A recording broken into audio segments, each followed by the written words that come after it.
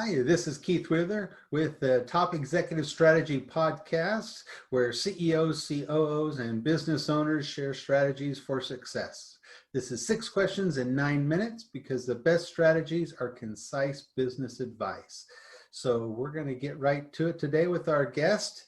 And so question number 1, in a few sentences, tell us who you are and what you do. Well, I'm Eric Peterson. I'm the founder of Seniors4Seniors and the CEO. And what we do, we connect seniors in the community with students who are looking for meaningful ways to communicate as well as serve one another meaningful ways. That's a really cool project and probably very needed. I used to own a hospice and work with a lot of seniors, and a lot of seniors are very disconnected from the community just because of illness or lifestyle, and anything to connect them can be a great thing. So Thank you. great project. All right, so question number 2, what's the best thing about being a business leader?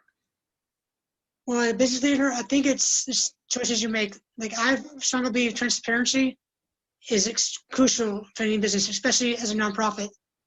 And as being an owner and as well as the founder of my company, I'm able to make sure that I'm in that transparency, regardless of what the people's opinions are. I can make sure I be that transparent to know what I'm doing and how I'm doing it.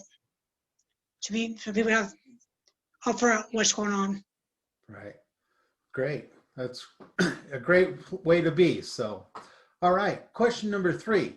I hear from other business leaders that their people strategy in their business and their organization can often be more complicated than their actual business strategy. Your thoughts on that?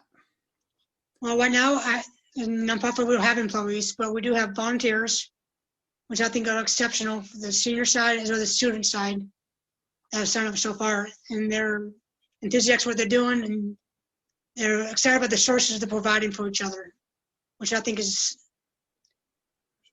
personal, decision. If they want to decide to do it or not, or they want to engage in separate service, they see the benefits from doing so.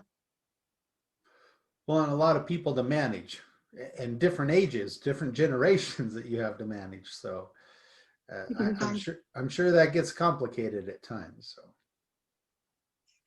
So it's been semi-simple, but sometimes it's more complicated sometimes. Right. For sure. Okay. So question number 4, what strategy would you like to share with other business leaders? Well, I'll say keep an open mind. As I was certified as a nonprofit from the IRS back in the year last year, Christmas Eve to be a fact. And as you know, that's kind of when the COVID was coming on. And when the COVID hit us, at first it was like, oh my goodness, what are we going to do? Because our first strategy was face-to-face connections, come to the community center and talk. But then we opened our eyes some more and we realized, you know what? With the COVID and the technology, the Zoom like we're using right now, or the phone calls the best way, or either way they're communicating, we are to expand it further than we anticipated at first. And like when I was talking now, have a student here in Denver, are talking to people in Utah like where you are. So it's what's in the detriment at first was actually more of a strength to us to actually, when you go down like a turtle in our shells and think, what can we do? We kept our eyes open and we expanded from there. So instead of backing off, making that pivot and you kept working at it, it sounds like, and really turned the year around and made something, even though despite the pandemic and everything. So exactly. That's awesome. And congratulations on starting it. I know it's still kind of new, like you said, a year old, but it sounds like a great service and we wish you the best going forward. So appreciate that. Means a lot. So question number 5, what other successful business owners, CEOs like yourself, would you like to acknowledge or you think would be good on this podcast? Well, I thought of Kathy Wells. She's a member of my board. When I first started talking about this to her, she was taking care of her parents, and she would help me out. She started an app called Serenity that enables families, communities, doctors, everybody connect together device or app. And it's for the communications to everybody in general and care. She also has a podcast called Mavericks for Senior Living. They talk about different elements, the taboos of senior living, and discuss it. Oh, cool. And as well thought about Todd Chambers is my home working part-time in my LinkedIn account. You see I'm working part-time for right now. He's the owner of the All Comfort of Home down here in Denver. Two great people. All right.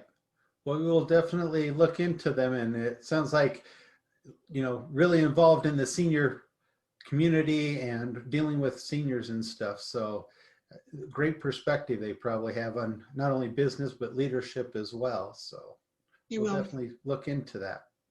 So just kind of a final fun question, a sixth question. Tell me about your favorite past boss. I was thinking of my boss, David Manning. Long story short, I fought to get the bagging position before he got hired to our certain store. And when he got hired on, I tried to be a hard worker and prove myself. And he let me go in different departments of the store in high school. I was working in the meat department, to the super department, to the post department. He was my favorite because he saw my work ethic and he took a gamble on me. Can't make his kids work harder in different environments. That could be dangerous as to his abilities for the company. He took that venture on me and taught me the true work ethic and what it means. And then too, being praised for doing so.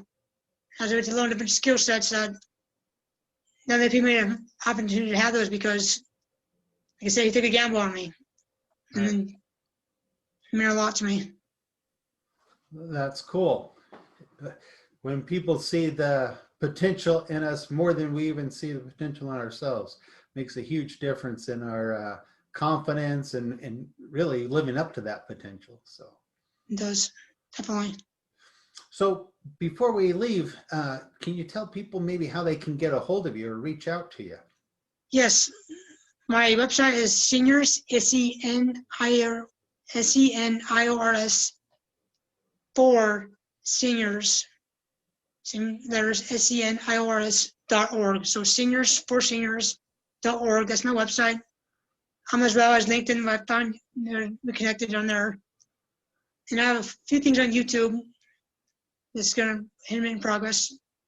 That's the best way to find us. And from there you can find more information what we do, as well as sign up as well. You can subscribe and just in our nonprofit statuses and so forth like that. We also have our all paperwork there if you want to see if we are a nonprofit or not-profit or what we are. The nitty-gritty stuff is all there for you. Awesome. Well, again, we wish you the best success going forward, and it's great having you on. We appreciate you taking time to be here. And this is Keith Weaver with the Top Executive Strategy Podcast. And for more insights, you can follow us at Weaver Business Coaching on LinkedIn or on your favorite podcast platform. And again, to all, we wish you the best success. Thank you. Appreciate being on here.